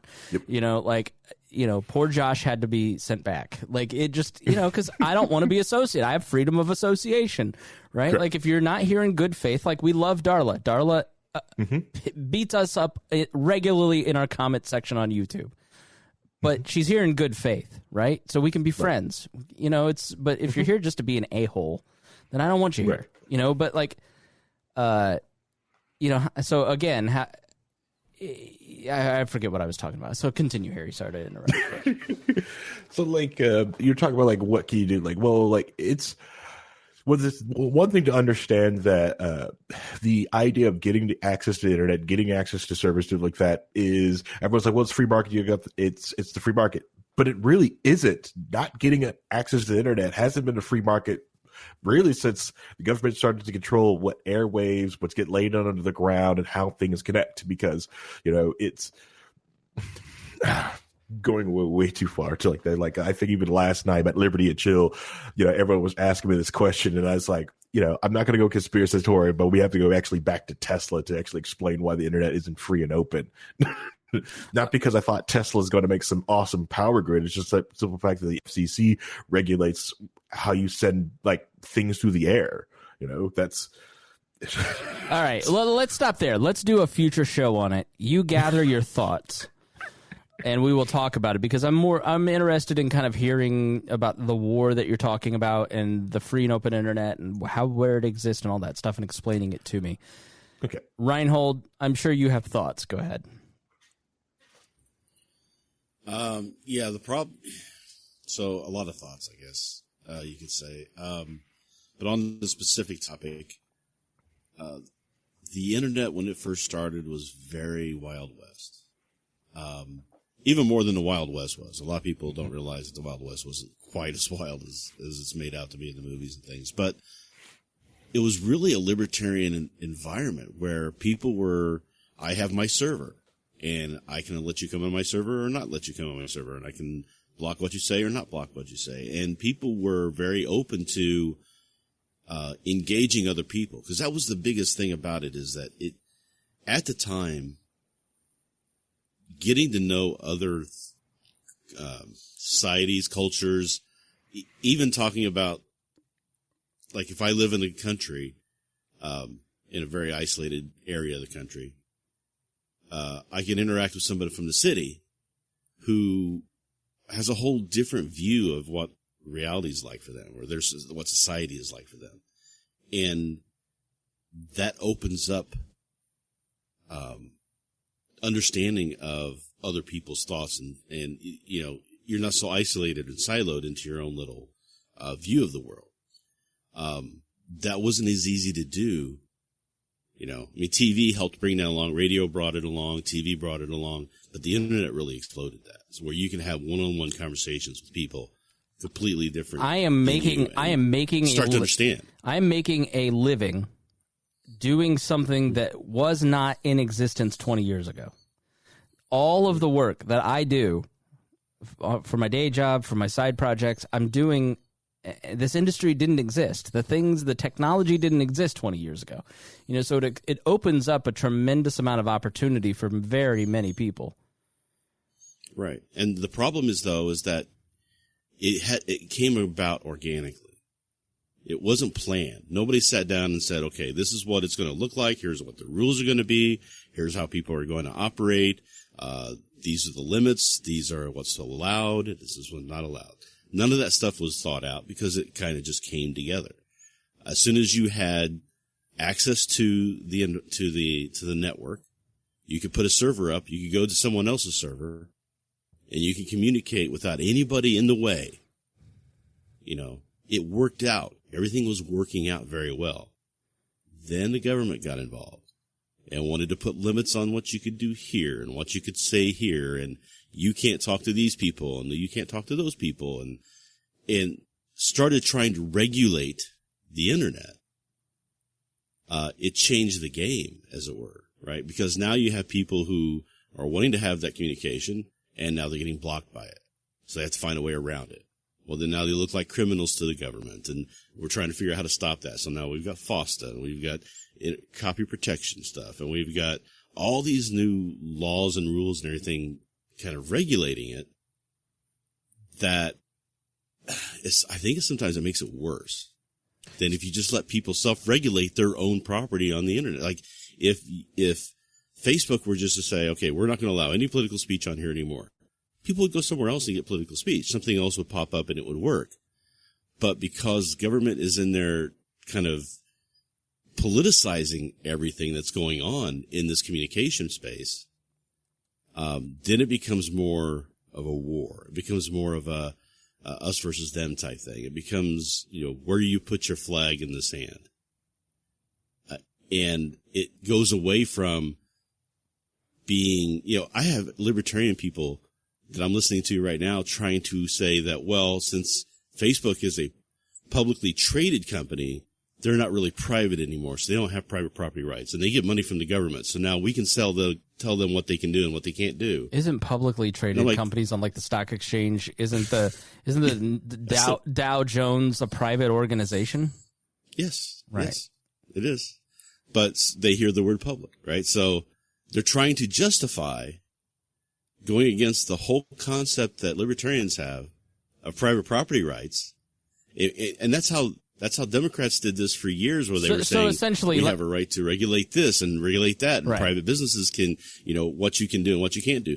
The same people who are arguing that government shouldn't be able to tell a business that they have to make people wear masks are now saying, well, Facebook should do what I want them to do because they're a public company and therefore we have that right. And so the message that you two are saying is, forget arguing over whether or not Facebook has the right to do this or whether they should do it or not.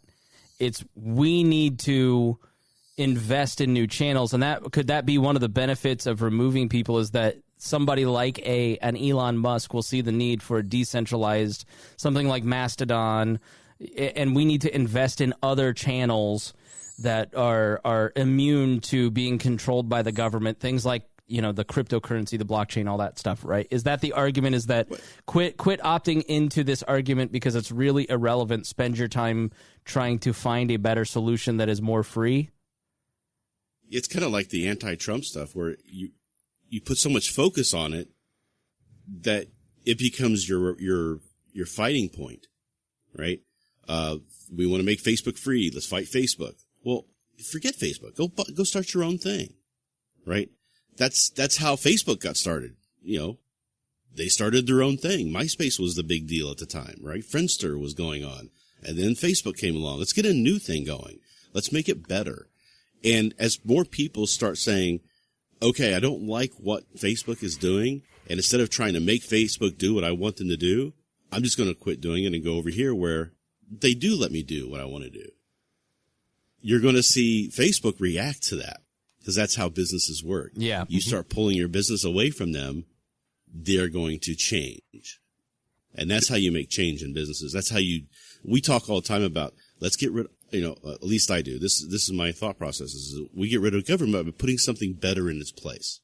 By saying, okay, we want to get rid of welfare, but let's put up welfare programs that are privately run, that are voluntarily funded, and let's use them to take care of people in a way that the government can't, because it's all politics and who controls it and everything else. You do a better job of it, and people will stop using government for that. They'll say, we don't need it because we already have this. But Harry, don't you end up, so you guys are arguing that these are government platforms, but they're not regulated by the government, or don't you sort of end up with Gab, where you end up with the worst people segmenting?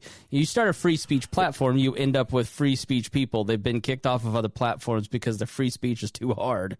They're too edgy. I mean, aren't you advocating for, do you see the disconnect? Like, okay, well, this is the government-regulated internet. We need a free internet. But then you're also saying it's a private thing. And aren't you saying we end up with Gab?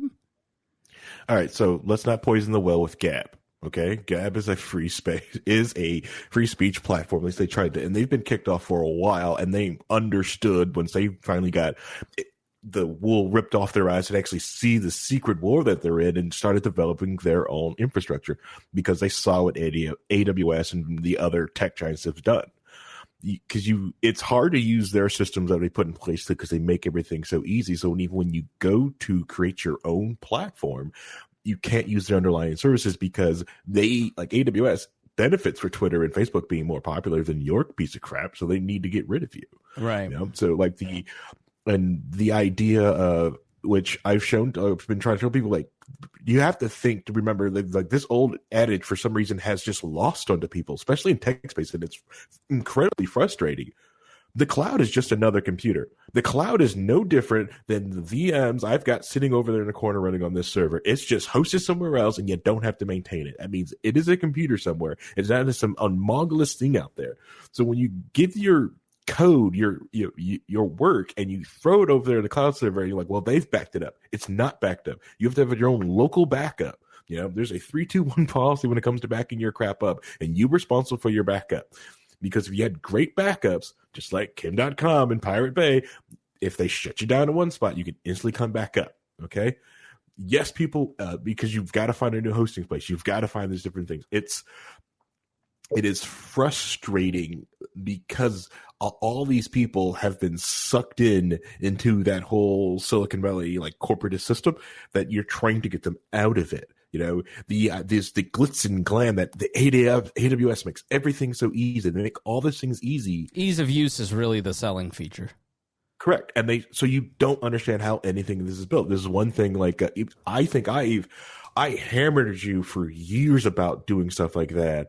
And because I was watching you go down that road, and it was kind of, and I stopped. I kind of gave up, and I think like something happened, and like I think it was the Austin Peterson thing that you noticed that crap. If I'm locked into these systems and I can't be agnostic and do what I want with this thing, they can flip a switch. My stuff is gone. Yeah. You know.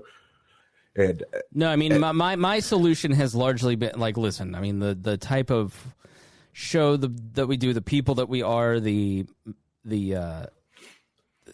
journalism that we, there's no doubt that I am not an edgelord trying to seek the boundaries of the acceptable speed. I'm not trying to set the index card on fire. Let's expand it to 4x6. But I fully expect that these big tech companies, the first sign was taking that piece of journalism down, that piece of information off of YouTube, and then so now you're on their radar. And then, I had 5 dings on Facebook last week for community standards in a single day, right? So now all of a sudden your account gets flagged, and then, there's no doubt that in the span of, 2 to 5 years or whatever it may be, doesn't matter how middle of the road or centrist you are or whatever, they don't want you there. They're going to take you off. They're going to take my accounts. I've accepted that, right? Trying to I play by their rules because I know their rules. I understand, but I'm also not like an edgelord, right? So right. I'm in less danger than most people, but if I'm right that their bottom line is hurt by politics at all, then it's inevitable. So I've got to diversify. And so what I've done is diversify into many different platforms and different ways. You can hear the show on multiple platforms. There's 2 email subscriptions. There's 2-3 websites. There's different web hosts. I've tried to build an octopus. That stuff is kind of expensive to do. Thank you, Wall Plus members. But, there will come a point in time where they just go, I don't want you here anymore, and I'll go somewhere else, But now that I'm kind of watching, I'm going, is Discord enough, or Substack, or these companies, or my web host, or some of these other things? You go, all right, I was right 2 years ago when I said, conservatives, you've got to stand up for Alex Jones. Libertarians, stop talking to me about property rights. You don't understand what I see, thanks to Harry, is coming. Because what we talked about at the time was, you need to defend Alex Jones. The time to kill this is right now, in its infancy. You have to stand up now. And everybody just kind of went, well, it's Alex Jones, fuck him, and I don't want to defend that guy, and I'll be fine because I'm Ben Shapiro. And then, 2 years later, they're taking all of this stuff down. They're deleting Parler. Parler, Parler now we look back, and some of the hindsight and the reporting is some of their tech was really questionable. But they weren't, they shouldn't have been taken down, right? I'll say the same thing about Parler that I said when Trump tried to deplatform TikTok. You shouldn't do it. Right? Make them clean up the some of the stuff, but trying to just eradicate someone's business with the power of the presidency or the power of basically AWS is wrong. All you do is just, there's no reason for it. So it is saying listen, I may not be on Facebook much longer. Follow me on, even Minds or Parler or Substack or some of these, or a Gab or whatever. Is that enough, Harry? All right. So you got to find something that's outside a lot of the systems. Email is great. Email is a protocol. It's old. Everything that's from old school internet days is hard to stop and hard to censor. So if it's, possibly older than Reinhold, you want to do that. So that's IRC chat and email. Okay. Those things are hard to stop. Horse and buggies, I mean, Signal and Wire. What is it? The Telegram. Telegram just deleted a bunch of channels. Everybody's like, let's go to Telegram, and Telegram's like, nope, Trump channel's gone. Right. Telegram is okay. WhatsApp, definitely no. That's just, and Instagram, that's just another thing of Facebook. Discord is neat. When I started the Discord channel, that was just to get wall patrons together to game on. The idea that I was one, it was going to last this long. Two, have all these people actually come here and talk. I would have done something else. I've never thought in my wildest years the Discord channel would get that big or have that many people and have that much content there. If that would have happened, oh yeah, I would have pushed this somewhere else. Which you can sign up. You can sign up for the Discord at wearelibertarians.com.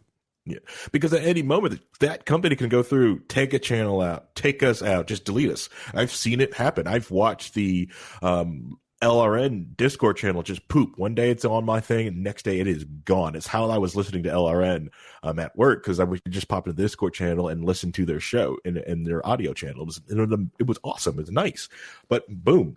Ian's channel is just gone, and they went to Mastodon, which Mastodon still isn't perfect. You can still get booted. Mastodon does go to the Yellow Federated system, but if you can still be firewalled off from everyone on Mastodon. But it's just having multiple venues and getting to different things. That's what's important. And take a quote from one of the podcasts I like listening to, Sovereign Tech. All you guys who are just now on to Signal and just now using it, thank you. Welcome to 2013. Right. Need you to catch up. Thank you. But it's a start. All right. I'll try to have some empathy. I'm sorry. Thank you. That's the first step to realizing there's something else. Okay? You know what, Harry? Reinhold, when you hear Harry talk, it just is so depressing. Give me some hope. Like, is everybody just going to be banned from the internet? Is it just all anti-government talk will be gone? No, because what you understand at some point is that, okay, Facebook is making a lot of money because they're a big business. You are the product, right? And that's a good thing and a bad thing. The bad thing is that you're being used, and your information's being used to sell you things, giving you ads. You're the product. That's what they're selling to the advertisers. That's their business model. That's why they give it to you for free. But if they kick off enough people and ban politics where it becomes not as much fun to go on anymore and something better arises out of it, they're going to lose money. They're not going to be able to pay, they're going to go out of business, just like MySpace got out of business, got sold, bought ever since then. So the key is understanding that the individual people still have the power in these businesses. The businesses people are like these powerful businesses are telling us and dictating to us. They can't make you do anything.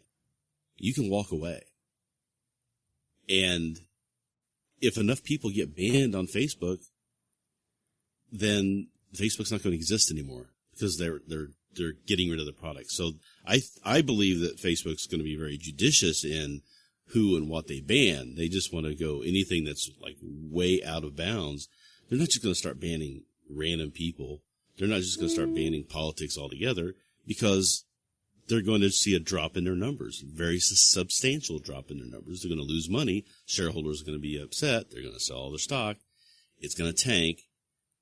And that's where the individual still has the power in all of this. Yeah, it's sort of like the impeachment argument. If what Trump did and what happened wasn't impeachable, then what's it for? Like, if you can't ban a head of a government that started an insurrection against his own people, like, then what's the point of if you force the government and people force those companies to keep Donald Trump on their platform when they don't want it? It's sort of like, what's the point? You don't have a free country. So I sort of get that. I feel bad for Parler, and I have sympathy for them. I don't have a ton for Donald Trump, but the the people that get removed sort of know that they're getting, like, I know I'm on the edge a lot of times. I know that I'm kind of using these tools to post about QAnon, right? You know, I know that YouTube is scanning the audio now because you can post this video and not post any keywords in the comment or title, and they'll limit your video. So they must be doing some sort of audio transcription for that to happen. So, right, like, so it's only a matter of time, which is why, you know, we're on Twitch and Periscope and YouTube and 3 Facebook accounts right now. Do I care about archiving the video? No, I don't. Or else we'd be on, I don't know, we'd find some, you know, we'd be on Pornhub. But well, we could local host it. We could just set up a NAS somewhere, not at your crappy internet house, maybe like Ryan was right, and archive it down there. Yeah, I mean, but let's also be honest that Trump broke the Twitter's TOS a long time ago. Yeah, they were patient with him. Let's not, let's not get around. Like all this bullshit about let's enforce the rules evenly, and they need to be clear about this. Like, please, you know, Donald Trump got away with it because Jack Dorsey and Twitter constantly said, exactly, their stock dropped like $4 billion. And Jack Dorsey basically said, like, this is public interest. But once you're not president anymore, and like, let's again go back to like people who are in an opposite position of you. Let's think about how they think, put ourselves in their shoes. Like, if you are a liberal elitist in San Francisco and you believe that Donald Trump represents the greatest threat to the American people in the history of ever, like, and they're using your platform to foment a revolution, like, wouldn't you make the choice to take that person down when there's probably serious, credible threats that violence is being plotted for this coming week? Like, what if you are the business owner and you just saw what happened at the Capitol, and then all these people on your platform are saying, yeah, we're going to do it again on the 20th, but bigger. And you're getting information from the security state that they're going to use your platform to make it bigger, and it's going to get worse. And then something on the 20th happens, and you didn't act, and you did nothing. What happens to you then, right? So it's like where I look at it and I go, I guess they didn't act irrationally, but what they didn't fully understand is that became the Reichstag fire to the QAnon movement. It by acting, you increase the chances of something happening because the persecution that these people feel seems realistic now because they have a direct evidence. You have people losing. The We Are Libertarians Twitter lost 1,000 people, you know, like, and we're not followed by a lot of like crazy people. You got people like some of these conservative commentators losing tens of thousands of followers. Okay, well, now you've just pushed them into silos, into encrypted channels, into a less of a chance where they're going to be checked by other people, and you've made a lot of it worse. So, you know, that's an impossible position. You either make it worse or you are complicit, and like there's no... I don't want that job. I mean, fortunately, I just get to bloviate on the internet here, but I see that choice and I go, that probably, you know, and then people go, collusion, they colluded with each other. Like, who understands the challenge that Mark Zuckerberg has better than Jack Dorsey, right? Like, I'd email Jack. I'd be like, hey, bud, what's going on? What are you thinking? So there probably was some level of coordination between these different groups. Now, did they all act in concert? Like, Amazon was apparently thinking about taking Parler down for months, right? And we know that it was motivated by their politics. It was not motivated just by... They found a reason, in my opinion. And these companies act all within a 24-hour period so they can get their name on the press releases. So when CNN puts up Trump removed, their logo's up there because the PR department doesn't want to get missed out, right? Like, it's... I view it less as like collusion. I'm sure maybe some collusion happened, but it's more like groupthink and group action. Like, we need to look right to the right people and let's ban him all within 24 hours. So you're saying we should have banned him? No. Harry, make no mistake. We Are Libertarians permanently banned him that day. I made a statement on Twitter, and I am pissed that MSNBC did not put our logo up there. Donald Trump was permanently banned from the We Are Libertarians network. And we talk about it all happened in 24 hours. Remember, there was a thing that happened. I mean, they were responding to the same. They had the same response that we were having of, "Holy fuck, what is going on here?" Right. So I think that they, you can say that there was some coordination, but I also think that it was a collective, holy crap.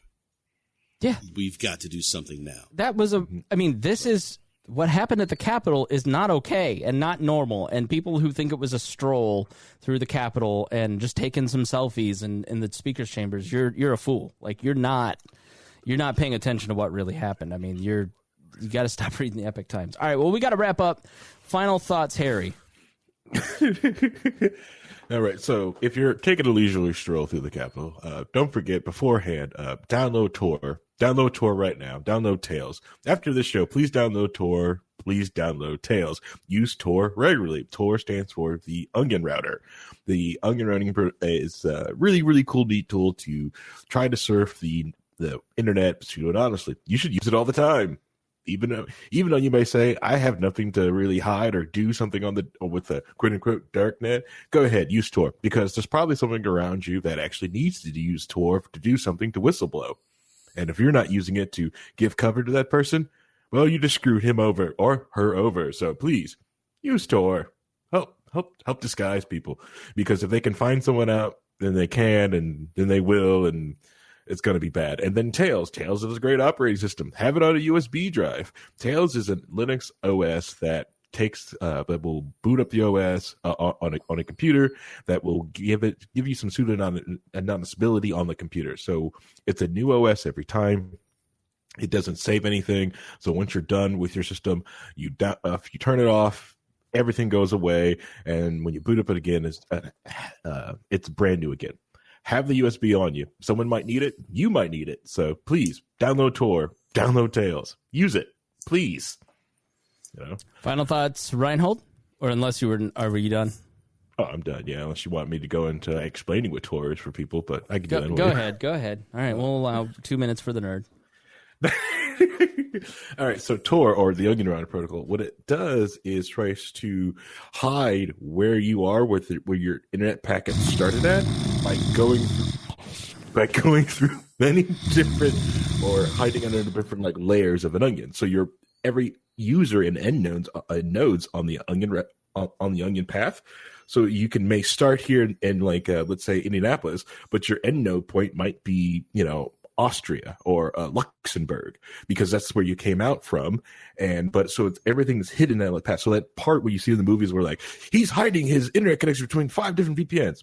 Bullcrap. Anyways, only time it kind of works is with the Onion Router, but that system only really works if there's lots of people using it. If there's not a lot of people using it, well, it's easy to try to find people. And the main way they find people using Tor who are whistleblowing, which if we're getting the Obama administration back, this is the administration that has prosecuted more whistleblowers than ever before.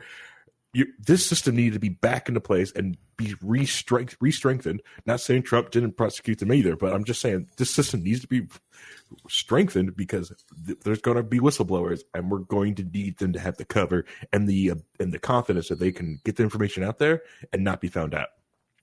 So please download Tor, use Tor. I will have to say that once you download Tor, you are on a government watch list, but hey, what's the point if you can't be on a watch list with your friends? It's not just a watch list, but they are actively watching you because the government has access to Tor now. They've helped develop Tor. They have access to Tor, but they try to discover end nodes. But if there's tons of people on it, it really doesn't matter. They can't do anything because they can't. The more end nodes you have, the harder it makes it. Correct. I used to say that all the time. The more end nodes you got, the harder it gets. Reinhold, final thoughts. Final thoughts. One thing I wanted to bring up, I was talking about earlier, is that a lot of propagandists will use hate and fear as an emotion trigger point to try and get into your mind and get you past the critical thinking and the logic and reasonability that most people try to have. The answer to that, as I've been thinking about it, is another emotions that are just as strong or possibly stronger, and those are empathy and love, right? So there's a famous saying, anybody who's A geek or a nerd will understand where this comes from. But the saying is that hate is always stupid, love is always wise. And I really believe that that's kind of how you should be looking at your fellow people, the people in your society, the people in your neighbors, your enemies. Everybody is still an individual trying to make their way through life and do the best that they can do. So just give them some empathy, give them some understanding, call them out when they're wrong, but don't do it in a way that prevents the ability to reconcile and make that relationship still whole again. Yeah, that chance is there. I have a couple books for you. I am making, every day we've got a book recommendation up at libertyexplained.com, as well as a new post every day, along with the podcast that you can subscribe to, libertyexplained.com.